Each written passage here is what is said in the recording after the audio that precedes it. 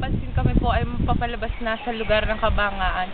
Ang aming pong pinanggalingan ay ang Bukal. Yun ang tinatawag nilang Bukal. At kung makikita nyo, meron kayo makikita mga features dun sa document namin. Yung may falls, yun ang tinatawag na pusod.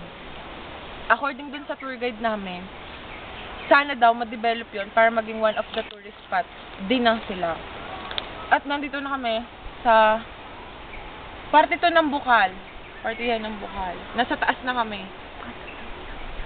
Nasa taas na kami. Kung makikita nyo, napakahirap ng daan. Sinuong talaga namin. Ang hirap.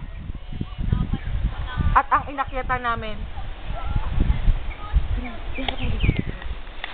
Sana lang po, yung sa local government ng Silang, magkaroon po sila ng interest na puntahan ng lugar na to at ma-develop pa natin para po maipakita natin sa mga turista kung gaano kaganda ang Silang.